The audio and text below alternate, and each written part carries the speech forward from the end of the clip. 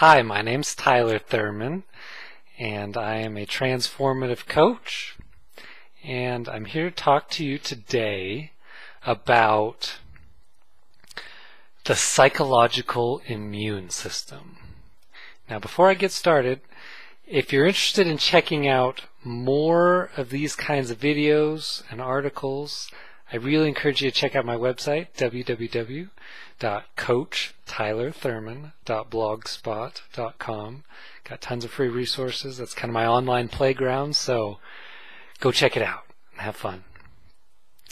And there's a lot of information that will elaborate on what you're going to hear in this particular video today. So, that out of the way, the psychological immune system.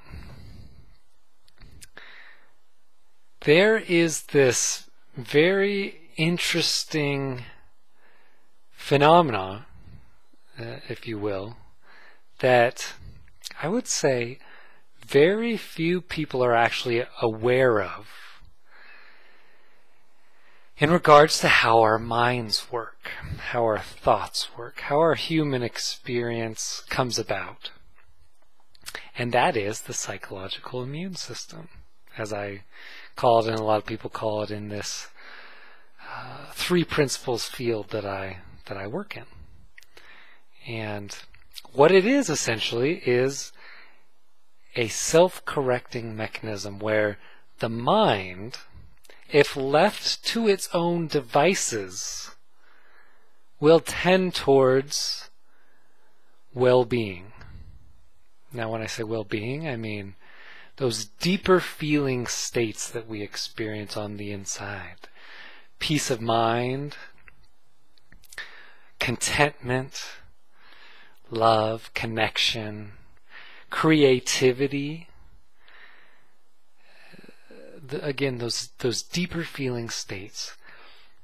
I want to suggest and have you play around with the idea, and for me it's a truth. The truth that is your natural state. That is who you really are. And again, if left alone, your mind will tend back towards those feeling states. Now, whenever I talk about this to people, usually some question comes up about, well, if that's who I really am, if that's the natural tendency, why don't I experience it more often? Why don't I hang out in that peace of mind, that contentment, much more of the time? Because most people are walking around stressed out of their minds. And there is a reason. Most people have not left their minds alone long enough to be able to observe the mechanism, the self-correcting mechanism of the mind. So any attempt to intervene and try to change our feeling state or change our thoughts, which if you've watched any of my other videos, you know they're two sides of the same coin. We have a thought, we have a feeling. Thought, feeling, thought, feeling. We can only ever feel our thinking. In fact, I have another video titled that, so check it out. We don't feel the world. We feel our thinking. So here's the progression. Let me share with you the progression of where people start typically, and then hopefully where they get to when they're engaged in this conversation with me or other people in this kind of work. Is we start out, we see that the world causes our feeling state. Something happens, our circumstance, somebody says something to us, we have something happen, the weather's not the way we want it, and then we feel bad. We feel depressed, we feel anxious, afraid, sad, angry. Something happens out there makes us feel that. Now, if you're familiar with any of my work, you'll know, or you'll have begun to understand, that that's just inaccurate. It's a fundamental misunderstanding of how the mind works, how our human experience works, and how the world works.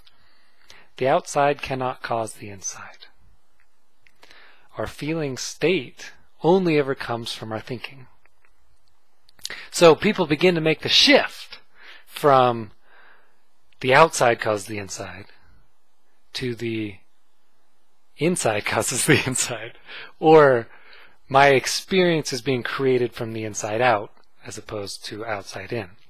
Now, when people begin to make that shift, what happens, and it's the most innocent thing in the world because it's just kind of a natural progression, is we go from trying to control our circumstances in an attempt to control our feelings. So we try to get a different partner, a better job, a better house, control the behavior of our kids, whatever it is. We try to control the outside.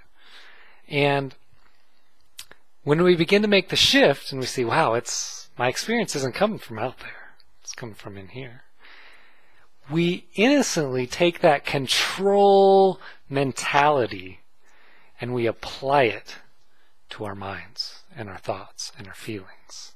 If I could just wrestle control over my thinking in particular, because that's where my experience is being created, then I'll have the answer to a wonderful life.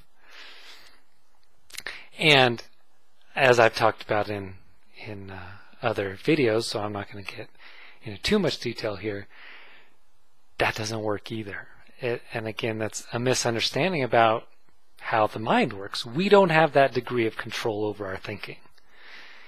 In fact, the more we try to control it, the more we sort of keep it in place. And as we do that, we keep our feelings, our emotions in place. So, in other words, if you're in a low mood or a bad mood, or you're just feeling kind of down, and you try to change it, you're putting your focus on what you don't want, and you're keeping it in place. You're keeping it in place. So consider this model, and this is kind of a model for how I see it, our minds really working, sort of the truth of it. Now, it's a model, so it's a little bit messy, but go with me. So consider you've got here there's like a head, and that's you, and inside it's joy, it's peace, it's well-being, it's love, it's creativity, it's connection, it's all those wonderful deeper feelings that I mentioned before. That's you, and that's where you will tend back towards without trying to intervene. Now consider that the only thing that can take you away from those wonderful states of mind is your own miserable thinking, or revved up thinking, or judgmental thinking, or any of those kinds of thoughts. Those are the only things that can take you away and sort of cloud over your well-being, your innate mental well-being. So it's like, you've got that headspace, and then imagine you've got a balloon, a flaccid balloon. And whenever you start going with your miserable thinking, which just happens sometimes over the natural course of a day or a week, or shorter period like an hour, is sometimes you just start getting those thoughts. And that's like blowing up the balloon. So the balloon's inside your mind, and it gets a little bigger, and it takes the space away from your natural clarity, your natural wisdom, your natural peace of mind. And now consider that any attempt to change it is, in fact, blowing more on the balloon. You're blowing the balloon up bigger and bigger. Because the only real tool we have to try to, in the moment, change our feeling state or our thoughts is more thought. You can't get rid of thought with thought. You add to it. It's an addition, not a subtraction. And so any attempted intervention blows up the balloon more, and as the balloon gets bigger, you experience less and less, or at least you keep in place that experience of misery and depression, anxiety, fear, all those states. You keep it in place. Now, the moment you stop trying to intervene, or in this case, you stop trying to blow up the balloon, what happens? Balloons, if they're not tied off, naturally are just going to shrink back to nothing, essentially. And that's how our minds work. If left alone, your mind will tend towards peace of mind, well-being. But none of us, very few of us, I should say, have left things alone long enough to observe this phenomenon as a natural function of the mind. We're so busy, we've so been taught in our culture, and again innocently, it's the blind leading the blind. We've been taught we got to do something about it. If something's not right, dang it. If our feeling state is not how I want it to be, I want to experience more joy, I want to experience more peace of mind, those deeper feelings, I got to do something about it. And we've just been innocently misled. Because that's who you really are. And it's just a natural function of the mind. You'll return to those states. In my experience, much more quickly when we're not up there trying to do something about it. And there's all kinds of different attempted interventions. There's therapies, there's visualization processes, meditations, anything you can think of. They're all adding more thought to the pile, which is, of course, obstructing our view, our clarity. Consider it's like the weather. Our well-being's like the sunshine. And from time to time, clouds just flow in front of it. And then they pass, of course. But sometimes they stick around for a little while. And what happens with the mind is it's like people going outside and trying to make the clouds move, right? So maybe you start trying to blow up in the sky, trying to make them go. Now, occasionally, they will pass at the same time you're trying to blow. So we make up that our blowing is actually an effective strategy. So our therapy is an effective strategy. Whether it's NLP or cognitive behavioral therapy, or maybe it's visualization, positive thinking. Occasionally, our immune system will kick in at the same time we're doing the things that we think are going to get us those feelings we want. And we say, aha, I've got the solution. And sometimes it appears to work because sometimes the two things correspond with each other, but they're not linked. The clouds will pass in and of themselves without you blowing, and your thoughts will pass without you trying to make them pass. In fact, it's even a little bit different with the mind, because any attempt to make them change often keeps them in place. So now let's consider just the analogy of the immune system. So everyone kind of knows about the immune system of the body, that we don't have to try to make our body heal itself.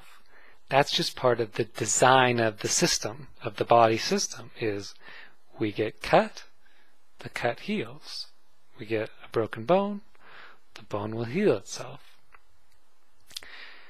Then we can kind of create an optimal healing environment by not messing with it. So, you don't want to pour a bunch of bacteria on a cut, or you don't want to start scraping at your scabs, because they're not going to heal right when we mess with it. And it really is similar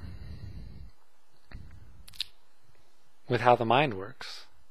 Except with the body, when we heal, our body, it never quite gets back to 100% the way it was before. There's scar tissue and things like that. But with the mind, we actually return to our perfect innate levels of well-being. And with the body, there seems to be kind of an expiration date, somewhere around 70 to 80 years on average.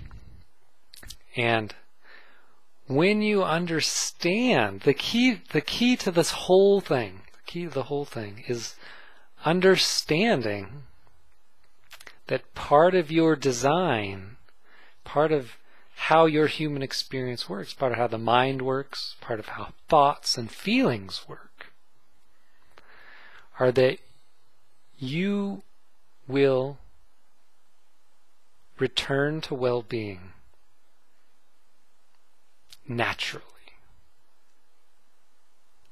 unless you get in the way, unless you try to make it happen, or whatever it is to add thought to that equation.